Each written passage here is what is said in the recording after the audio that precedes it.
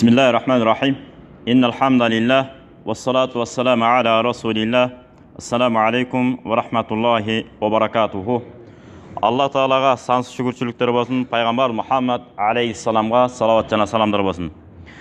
Allah Taalaga şükürçülük bolsun. Peygamber Muhammed aleyhissalamdın hadislerinde gelgende men lem yeşkurin nase lem yeşkurillaha. Kimde kim pendelerden görgön жақсылықтарына разылық білдіріп, рахматын айтпаса, ал Құдай Тағаламдан көргөн жақсылықтарға еш қачан рахматын айтпайды дептір. Ошондуктан мечитибиздин жылышына, мындай минбарлардын курулушуна, жылуулуктардын иштеп атышына бир далай адамдардын убактысы, аракети жумшалды.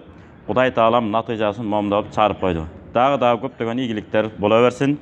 Мечитибизде аалымдар, карылар көп чыксын. Үйлөрүбүздөгү кыздарыбызга, апаларыбызга, келиндерибизге, жеңелерибизге дегеле аял затына саваттуулукту насип кылсын.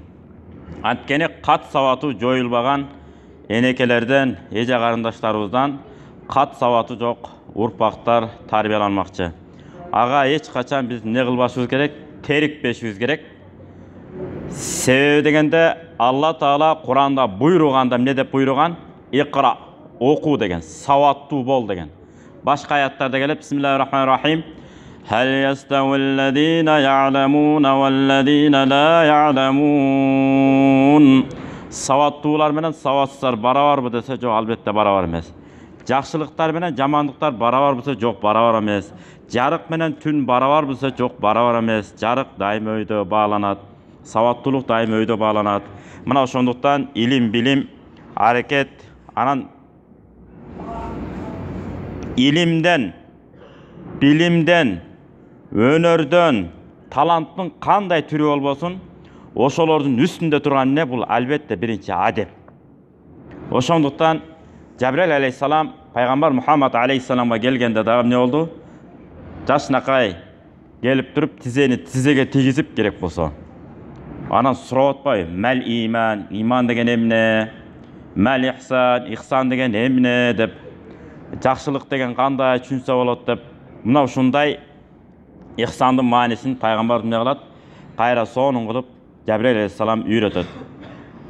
Айтат го ан ta'budalloha ka'annaka tarahu fa in lam takun tarahu fa innahu yaraka.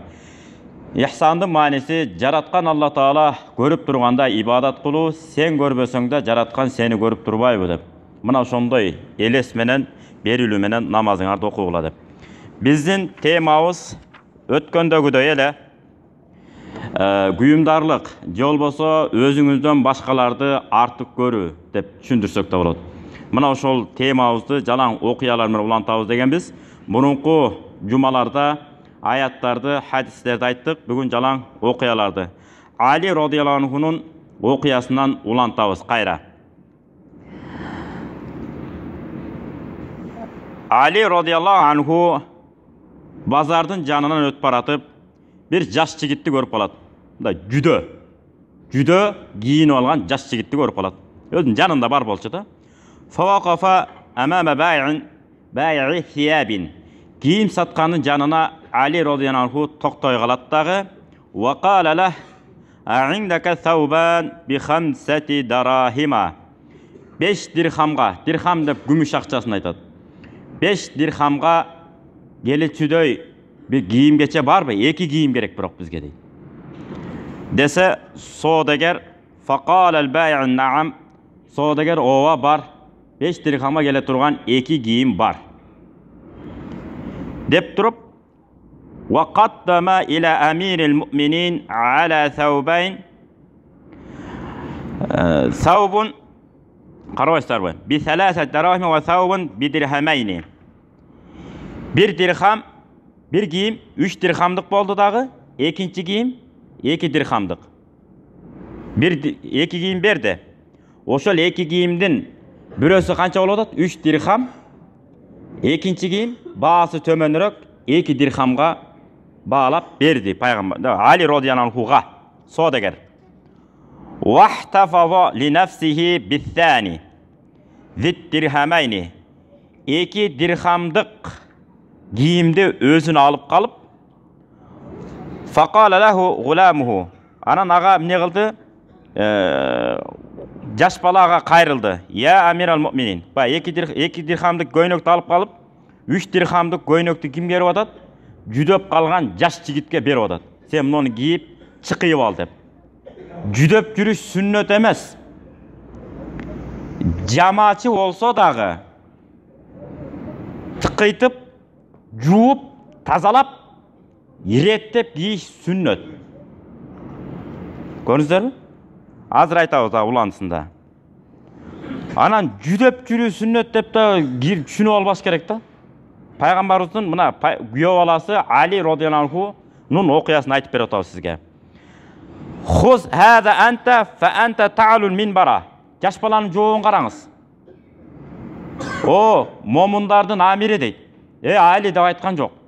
Ар биринин өзүнүн аты менен айткан жакшы да. Мисалы, аким келсе, мына биздин районубуздун акими келиптир. Военный частын генералы келсе, мына биздин генерал келиптир. Полковник келсе, полковник келиптир. Депутат келсе, депутат келиптир. Министр келсе, министр келип айтыш керек экен да өзү. Кыргыздар эмне деп коет муну? Ат аталса, куту сүйүнөт деп коет. Ат аталса, куту сүйүнөт деп сонун айтылган. Ошон үчүн ар бир нерсенин өзүнүн аты менен чакырылат. Итти, ит бел келе кой деп чакырасызбы? Күчеле күч деп чакырасыз да. Мына Али радhiyallahu анхуга тиешелүү бул дагы ушу окуя бар го. Ит качан, күчүк качан ит болот десе эмне деген? Туруп калат ошол жерден. Күчүк качан ит болот деген. Ит качан, күчүк качан бала ата жетет деп айтмак беле. Күчүк качан ит болот. Ит деген тукум улаганга жарап калды деген сөз да. Күчүк деген ал өзү менен өзү деген сөз. Кичинекей. Десе туруп калат билбей. Билбейт экем десе бутун көтөрүп бейшеп кылып калса дептир, зара кылып калса. Көрүнгөн жерге дуал болобу, дөңгөлөк болобу, таш болобу, чуркап барат ойлоп, бутун тияка секирип, бияка секирип, зара кылып калат го. Ошондой деме, бул эрежеге жетиптир дейт экен да. Иттикке өтүптүр күчүктүктөн деп. Ошондо айткан экен да. Ким мага бир тамга үйрөтсө, кааласа кул кылып иштесин, кааласа кул катары мени базарга сатып жиберсин деп бул ошентсин биротоло деп кеткен жок. Ушунчалык сый урмат көрсөтөм деген мааниде айткан. Мисалы, ток боюнча мага бирөө үйрөтсө, мен ошону устат катары, агайым катары эмне кылышым керек? Сыйлашым керек да. Курулуш боюнча үйрөтсө бирөө келип алып, мындай курат, муну мындай кылат, кубаттуулугу момундай болот, мындай болот дегенде үйрөтсө, жыгач усталыкты. Мен ошол кишини эмне кылам? Өмүр бою сыйлап өткөнгө милдеттүүмүн. Анткени ал жыгач усталыкты мага үйрөттү да. Саяпкерликти же болбосо, наракта чымыным болсо. Саяпкер ат мындай болот, соорусу мындай болот, маңдайы мындай болот. Ат эки нерсе менен бааланат деп. Маңдай жагы менен, анан соорусу менен. Анан туяктары андан кийин бааланат. Эң негизги ат соорусу менен, анан маңдайы менен деп.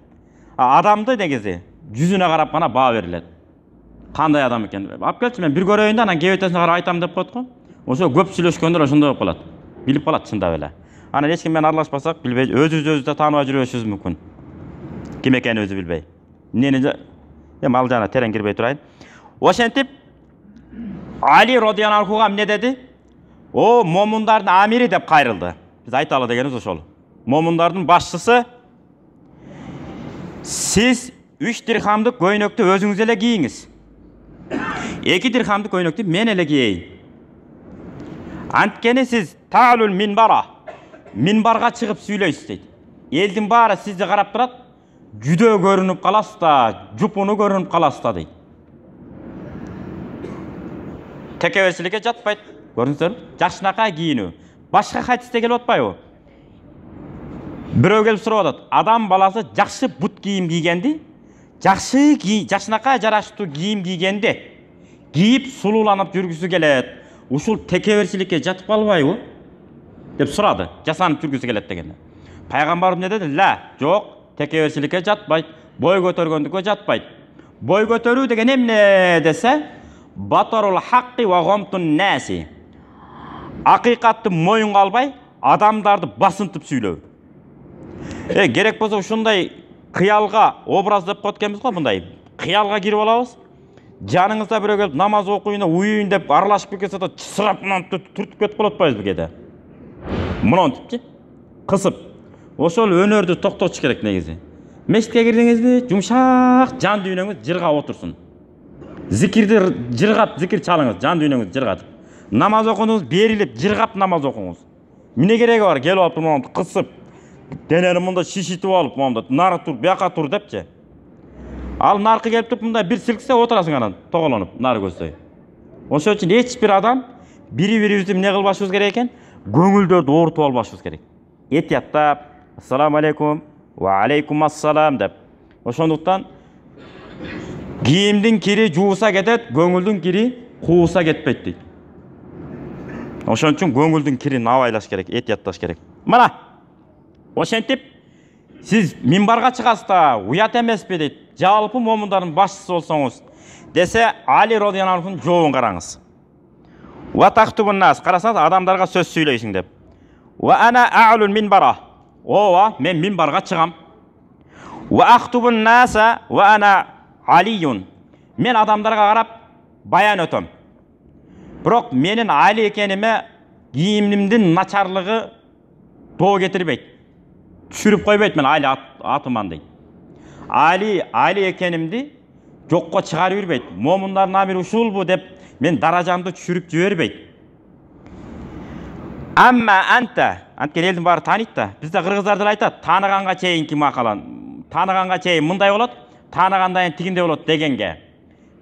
Адам адамды кийим менен тозуп алат, тозуп алып, акыл менен узатат деген кыргыздын сонун макалы бар. Көрсө, баарлашып сүйлөшкөндөн кийин ким экениңиз эмне болот? Маалым болот. Бул акылдуу киши турбайбы, билимдүү турбайбы, өнөрлүү турбайбы, кесиптүү инсан турбайбы анан ошого жараша сизге эмне кылат? Мамиле кылат. Мисалы, келинчегиңизди көз жардырган төрөт айымы келип калса эмне кыласыз? Сыйлайсыз да. Балдарыңызга айтасыз, сен тетиги киндигенең болот деп. Биз ушундай го. Киндигенем деп катуу сыйлайсыз. Мен бул дүйнөгө келишиме себепкер болгон ушул эне деп. Мына ошондуктан ал жак эч кандай эмне кылбайт дептир. Менин кадыр баркымды түшүрбөйт. Болгону амма анта фашапун. О бала, жаш жигит. Сен жап-жаш жигит экенсиң. Валака бахтату сабаб. Болуп, толуп турган, жадырап турган жигит экенсиң. Ва ана астахи мин рабби ана тафаттала алейка. Мен карып калып деле, картайып туруп деле. Чыкыйган жаш жигит жүдө кийинип, карып калган инсан мен жылтырлап демеле, жаркырап кийинип туруудан мен Кудай алдында уялам дептир да. Демек, жигиттерде кийиниш керек экен, шөлбүрөбөй. Сөмтүрөбөй деп коет кыргыздар, катуу айтканда. Басканда да чыкы басыш керек экен да. Шалпак демеле жер менен сүйрөп басат го. Айылда чоңойгон балдар, биз билебиз, чоңойгон балдар бар болуш керек. Чийнеге пая тартып калгансыздар да. Шытыр деп сүйрөйт го ат. Ошондо сүйрөп баскандар бар. Кереги жок да ошонун. Анткени Алла Таала Куранда эмне деп? Бисмиллахир-рахманир-рахим. Ва ибадур рахманиллазина ямшуна алал арди хауна ва иза хатабахумул жахилуна қалу салама. Алла Тааланын сүйүктүү пенделери жерге басканда дагы акырын басат, кылдат басат дептир. Көрбөйсүздөр? Бут кийимин бир жага кыйшайып, жоюлуп кетпейт деген сөз да. Тык акырын так көтөрүп кырааты менен басат экенбиз. Анан бүк жоюп анан мынаны шалпак манталы кемтий алып кетпешибиз керек экен да. Жаш-жаштай, ортомундай, карыя-карыядай ушундай болуп кетишибиз керек экен. Манакей. Fa inni sami'tu Rasulullah sallallahu aleyhi ve sellem. Анткени пайгамбар Мухаммад алейхиссаламдын мынатып айтып атканын мен уккам дейт. Не деп айткан? Албисухум мимма талбисун. Жупуну кыйналып жаткан, эчтекеси жок адамдарга кийип жүргөн кийимиңерден буларга да кийинтип койгула деген. Өзүңүз чыкып кийинип жүрөсүзбү? Мынаракта кийими жок адамга кийим берип коюңуз деп. Ва ат'имухум мимма та'кулун. Сиз мөмө жемиштин түрүн жеп алсаңыз, кээ бир билелер бар, бир түрүн дагы жей албай отурат үйүндө. Балдары сонун өсүп келатат. Бири 4 жашар, бири 7 жашар, бири 10 жашар ушундай. Ошондой үй бүлөлөр бар да, жесир калып калган. ошолорго барып тамак ашып кимде кеде алып берип коңуз ошолорго да. Кээ бир акылдуу үй бүлөлөр бар экен. Эми каяктан билесиз? Жупуну жашайбы, кедей жашайбы, же бай жашайбы? Ал кантип тапсам болот деп айылына барыптыр. Кайсы ага экенин айтпай эле коеюн. Биздин агалардан бирөө. Өзүнүн айылына барат. Муногу ушундай кышкы чилдеде барат. Мектебин о жагына машинасына отуруп алып карап отура берет экен. Анан кыздар кетип атат, балдар кетип атат, анан бут кийимине эле карап тура берем дейт. Кышкы бут кийим кийип кетип атса, жакшы эле экен деп коем дейт. Анан жайкы бут кийимди кийип кетип аткан окуучулардан 5-6 кызды таап алдым дейт. Анан баягы токтотуп алдым. Кимдин кызы болосуң? Мени тааныйсыңбы деп койдум дейт. Анан тааныбайт эле дейт. Жок, кимдин баланча деп айтты. Секин билип алып, анан ошонун бутуна ылайыктап, ошо кыздардын бутуна кышкы кийимдерди алып бердим дейт. Кандай сонун, чынында. Эртең алар кандай эне болот, бир Кудай билет. Суук каяктан, тамандан өткөн суу жүрөк ооруга чейин алып барып атпайбы? Ана башты салкын карма, бутту жылуу карма дейт го. Ошон үчүн баягы бутунан суу өтүп кетсе жаман экен да, ошо буттарына кам көрүп коюшубуз керек экен да, жок дегенде. Ар ким өзү ар кайсы райондон келгенбиз. Кыргызстанда 42 район бар болчу. 3 району жоюлуп, азыр 41 районубуз бар. Ошо 41 районубузга кирип, ар ким өзүнүн айылына. Мектебиңизге барып, мына карап отурсаңыз, бутунда жайкы туфли менен кирип кетип аткан болсо, шат бут кийимин алмаштырып коюу. Үстүнө жука кийинип кетип атса, жука бир кийим алып. Сөзсүз эле 10-15 эмес. Бирөө болобу, 10 болобу, ошентип өзүбүздүн күйүмдар инсан экенибизди ушинтип далилдешибиз керек экен. Ашыкча тияк бияк акчаны ысырап кылгандан көрөк. Мына Али радыйаллаху анхунун акылдуулугун, даанакерлигин ушундан байкасак болот. Эми дагы бир окуя. Хузайфа радыйаллаху анху Ярмук согушун билесиздер. Мына ушул Ярмук күнү мен атамдын менен бир тууган баласы, атам менен бир тууган агамдын баласын издеп жүрөм дейт. Мындайча айтканда эки бир туугандын балдары деген сөз. Эки бир туугандын балдарынан бирөө согушка барып, ошо Ярмук согушунда барып, анан жарадар болуп жатып калган болот. Ана ва ма'i shay'un min ma'in wa ana aqul. Ана менин жанымда кичине бир суу бар эле. Ана ошол жерде мен мынтип кыйкырып аттым дейт. Инкана бихи рамак сакайтуху. Кыбыр эткен жан барбы? Кимиңердин жаныңар бар? Кичине үнүңөрдү чыгарып койгула деп жайнап жатып калган да. Мен оозуңарга суу куюп коеюн деп, бет башы канжалап жатса, кимиси тирүү, кимиси өлүү экенин билбейт адам, шокко түшөт. Мына ошол жерде эмне кылат? Мен сугарып кой, суу берейин дегенде ва масахту бихи вачхаху. Ошентип мен атамдын агасынын баласын таап алдым, бетин сүрттүм. Таап алып, бетин сүртүп, эми суу ичирейин десем, мен ичирип коеюн десем, фа ашара илайя, карабайсызбы? Ал мага ишарат кылды. Фа ида ражулун якул нарата банда суу деп мындай кыйналып онтоп аткан бирөөнү көрөт. Онтоп аткан. Деп кыйкырат го. Ошондо онтоп аткан бирөөнү айтат, ошого барчы, мага караганда ошол кыйналып атат, ошого сууңду берип койчу. Фа ашара ибн амми илайя. Ошентип агам жанагы эки туугандын атамдын бир тууган баласы мага ошо ишарат кылды, бар деп тетигеди. Анан бардым ага. Ага барсам ал Хишам ибн ал-Ас экен дейт. Хишам ибн ал-Ас экен. Факульту асқик, келе мен сени суу ичирип коеюн десем, андан кийин да башкан үнү чыгып калды, мынтип онтоп аткан үн, кыйкырык. Ал дагы айтты, тигиге барчы, ошол өлүп калбасын, барып сугарып койчу, мен эптеп чыдап турам дейт. Анан ошентип ага бардым. Ага барсам ал өлүп калыптыр дейт. Дүйнөдөн өтүп кеттир. Негизи өлүп калыптыр деп айтпаш керек, өтүп кетти. Кайтыш болуп кеттир деп атат кыргыздар. Өлүп калды деп итибиз өлүп калса айтабыз. Коюбуз өлүп калса, кородо коюм өлүп калыптыр деп айтат экенбиз. Адамды эмне дейт экенбиз? Өтүп кетиптир, кайтыш болуп кетиптир дейт. Жумшагыраак угулат экен да. Ошентип мен кайра Хишамга келе калдым дейт. Муну алып калайын деп. Ага келсем, ал дагы кайтыш болуп кетиптир, өтүп кетиптир дейт. Анан кайра атам жанагы тууганым ишарат кылган тууганыма барсам, аны аман алып калайын деп. Алдагы өтүп кетиптир дейт. Ошентип анан кийин мен өзүмдүн тууганым жанына келдим. Эми сен аман алып калайын деп ичирейин десем, алдагы өтүп кетиптир дейт. Ушунчалык сахабалар эмне болгон? Бири-бирине күйүмдар болгон. Өтө күйүмдар болгон. Муну биздин ата-бабалар сонун талим тарбиясын берип келген. Эч качан кекирейип, керек болсо биздин боз үйгө деле маани берип коелу да, боз үйгө. Боз үйдү карасаңыздар, боз үй. Өйдө жакта эмес, өзү бийик. Бирок керегеси кандай? Кирип келатканда кире бериши, босогосу. Башыңызды мындай эңкейтип коюп анан киресиз. Кирип туруп анан ассаламу алейкум деп кирип келесиз. Какайып монда тезекетен короз болуп кирип келбейсиз. Мындай киресиз, ассаламу алейкум деп кирип келесиз. Сонун адамгерчилик. Ушуга казак туугандардан чыккан Абай ата деген инсан өткөн билесиздер. Даанакер, баатыр болуш өткөн. Ушу киши казак элине 4 жолу болуш болгон. 4 жолу.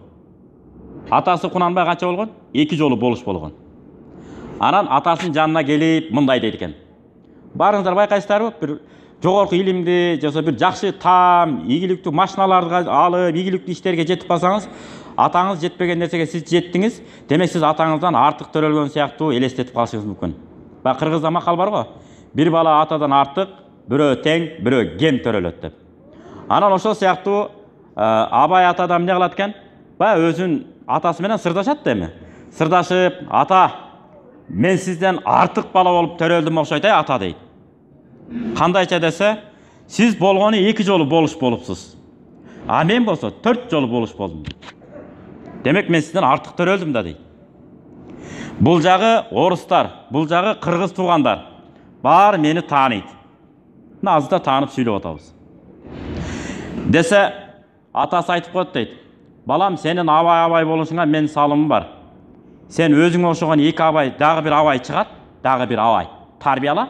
Анан сен абай экениңди ошондо ким экениңди ошондо далилдейсиң деген экен. Анын сыңары биз да мына араб тилин, шариятты үйрөнгөнүбүзгө биртке эми адаларамды кичине ажыратканыма. Мен ата-энем салымы бар да, мен асмандан эле келе алган жокмун да. А мен атамдан артык уул болуш үчүн өзүмөн да билимдүү, жакшы балдарды, кыздарды тарбияласам, ана мен атаман артык болот экен. Эгер тарбиялай албасам, атаман кем бойдон калып кетет экенбиз. Кандай болгон күндө деле биз аталарыбыздан артык болуп кете албайбыз. Баягы Девана Машраптын окуясын айтып бергем сиздерге. Тажикстандагы Хожант деген шаарда болгон окуяны карабайсыздарбы? Ошондо эмне дейт? Канчалаган ла илаха иллаллах, Мухаммадур Расулуллах деген сахабалар, ла илаха иллаллах деген пайгамбарлар аталарыбыздын даарат кылып, бейшеп кыла турган жагы аркылуу биз төрөлүп атабыз. Дагы ата-энеңерге өйдө карап сүйлөгөдө кимсиңер деген мааниде. Көрсөңүздөр, ошон үчүн атасын, энесин жакалап ургандарды эмне деп айтышкан илгеркилер? Атаң озурайын, арам сийдиги менен жаралган балам кайра келип мени урбадыбы? Карабай кетип калбадыбы мени? Малды деле чыштабайсың ачка деп сүйлөнүп калган ошондон экен. Ошон үчүн балдарыбызды балдардай кылып тарбиялабасак, эч ким кепилдик бере албайт экен, карыялар үйүнө мен түшпөйм деп. Бат эле, замат эле түшүп калат. Эми ата эмне кылайын эми? Үйдө тынч отура албасаңыз, тамак ичип атып, оозуңуздан төгүлө берет экен. Мен чыдабай калдым, эмне кылайын? Анда үй бүлөмдү кетирейинби деп орондошу мүмкүн. Ошон үчүн биздин аталар эмне деп тарбиялаган? Ой балам, мени багасыңбы я? Же тедек апарып чыдап коесуңбу талага деп. Тамашалап. Дайым айта берчү, билесиздер, бала кезинде эстесеңиздер, чоң аталарыбыз айтчу. Мени багасыңбы же бакпайсыңбы деп. Анан же чыдап коесуңбу тияка десе, мына мен тарыхчы агайым бар, атын айтпай эле коеюн. Агайым да дайым ушинтип баламды тарбиялайм дейт. Ата каяктан айтып атасың, кантип эле чыдап коеюн? Баланын мээсине сиңип калат экен да ошол. Мен таштабайм, багам деген. А мен ыймандуумун, мен 5 мал намаз окуйм деп кимди болсун айта берет экен ал. Ошон үчүн адеп менен кошо ыйман менен бирге тажрыйбалуу жашоодо кандай болуп атат, тажрыйба иретинде да үйрөтүп, мээсине сиңиришибиз керек экен бала чаканы. Мына ошондуктан дайыма аталарыбыздан артык болуш үчүн өзүбүздөн мыкты балдарды, мыкты кыздарды тарбияласак, элибизди, жерибизди талап тоноп жутпаган, аберин ыйманын алдыга койгон, булдун ахиреттин бирдей ойлонуп жүргөн балдар кыздарды тарбиялай турган болсок, ошондо анан эмне болот экен? Мыкты ата экенибизди далилдейбиз. Кайсы балаңызга илим, билим, кесип берип, кызматка келе турган болсо, бети бозоруп, ойлонуп келсе, ошол балаңыздан үмүт кылсаңыз болот экен. А эгерде бир кызматка, бийликке келгенде жадырап жайнап, сүйүнүп, жулунуп керек болсо, ошентип келе турган болсо, ал адам кетеринде өлүп кетет же ооруп кетет деген экен. Көрсө, аалымдар ушунда ачыктанбай берген экен. А ойлонуп келген адам коркот экен да. Коку, эртең ахиретте эмне деп жооп берем? Ат каралбай калсам эмне болот? Бул дүйнө ахиретим эмне болот? Эртең мен аттагы урпактарыма ким десе баланча акмактын балдары деген ат калып калбасын деп эмне кылат экен? Этияттанып, элге кызмат кылат экен. Мына ошондой урпактарды тарбиялоого баарыбызга насип кылган болсун. Дагы бир окуя. Абдулла ибн Жафар. Бул дагы сахаба болот. Күндөрдүн биринде курма дарагына, бир коомдун курма дарагына келип туруп калат. Ва фихи гуламун асват. Капкара бир жигит жүргөн болот, жаш жигит. Ошол кара түстүү. Анан ошо иш кылат экен, жумуш кылат экен. Анан жаш бала бикутиги бир азыгын алып келип, фадахалал хайт. Анан фадахалал хайта калбун. Анан ошентип ал курманын коросуна ит кирип келди. Анан жаш баланын жанына келди, фарамал гулам бикурсин фаакалаху. Анан жанындагы токошту ыргытып берип атат. Сындырыпчы. Анан дагы сындырып берди. Үчүнчү бөлүгүн дагы сындырып берип койду. Колундагы токочун нанын. Анан Абдулла янзур илайхи. Ага карап турат. Сахаба да сезимтал болушкан. Анткени Алла Таала Куранда айтып атпайбы? Кумурскаларга да көңүл бургула деп атпайбы? Анткени аят бар билесиздер. Кумурскалардын падышасы, башчысы эмне дейт? О, кумурскалар, ийиңерге кирип кеткиле. Антпесеңер Сулайман алейхиссалам келатат жоокерлер менен. Билбестиктен силерди тебелеп өлтүрүп койбосун дейт. Карабайсызбы? Бул жөн эле окуя болуп калган жок да. Кумурскаларга дагы көңүл бур деген сөз. Этият бул. Мусулман ушунда кыраак болуш керек экен, этияттык менен. Маселебиз бүтөйүн деп калды. Анан ошол сыяктуу эми килейген киши да бул кичинекей кумурска эмес. Жаш баланы карап турат, эмне кылып атат? Улам нанын баарын ыргытып берип коет. Анан жаш бала кыйналып жүргөнүн билет. Дагы айтат: жаш бала, сен жанатан бери иштейт экенсиң, байкасам, наныңдын баарын эле берип койдуң. Күнүнө канча ак аласың десе, көрүп турасың го дейт. Bir күн кечки иштейм, bir нан алам дейт. Азыр ким иштейт азыр? Bir күн кечки иштейсиң, 3 нан беремсиң, кечки иштебейт азыр. 10 миң айлык беремсиң, иштеп өтпөйбү? Мен кечке ошо отура беремби депчи. Отуруп алып китебиңди окуй бер, илимиңди ала бер. Китеп илим өнөрдү ачтып ал, анан арттырып ал, анан ары көздөй башка ишиңизди кылсаңыз болот да. Жок, андай жок азыр. Анан эми караңыз, эми ошондой эле болсун, кенечилик, токчулук боло берсин дечи. Анан айтат: "Анда сен эмнеге берип койдуң буга итке?" десе, "Иттин кебетесин көрдүңүз го" дейт. "Алыс жактан келиптир. Ачыкка экен, аябай" дейт. Анан мен кусаамды бул жерден ит ачыкка кыйналып турган, кашайып турган итти, титиреп турган итти. Курсак ачыкка туруп, мен жыргап нанды жеп алганды ыраа көрбөдүм дейт. Ошон үчүн иттиге бергим келип берип койдум десе, Абдулла ибн Жафар айтат: "Ушул баладан чоң үмүт бар экен" деп. Кара, итке көңүл бурган адам сөз адамдарга көңүл бурат экен да. Ошон үчүн макал бар: "Иттердин дос болгону жакшы, бирок адам достордун ит болгону жаман" деп. Ошо ит болуп кеткен ит достордон Кудай сактасын негизи. Анан ошентип айтып, кайрылып ыраазы болуп, курма дарагынын баарын сатып алып, жана кул баланын өзүн да сатып алып, "Сени азат кылдым, курма дарагына сени кожоюн кылдым" деген экен. Мына ошондуктан убакыт бүтүп калды. Кудайым буйруса, кийинки теманы дагы ушул күйүмдарлык боюнча улантабыз. Амин. Жараткан Алла Таала ар бирибизге акыл берсин, эс берсин. Анткени шариатты түшүнүш үчүн да акыл керек экен. Алла Таала Куранда айтканда: "Бисмиллахир-рахманир-рахим. Афала тaqilun." Башыңарды иштетпейсиңерби? Келлеңерди иштетпейсиңерби деген аятта бул. Башыңарды иштетпейсиңерби? Афала татафаккарун. Ой жүгүртүп өнүкпөйсүңөрбү деген аяттар бар экен.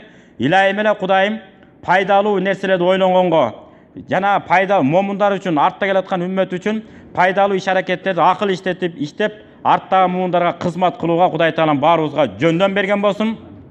Эки дүйнө жүзүбүздү жарык кылган болсун. Валхамдулиллахи раббил аламин бирахматика. Кудай буйруса, кийинки темаларда туура ой жүгүртүү деген да темаларды өтөбүз, Кудайым буйруса. Ассаламу алейкум ва рахматуллах.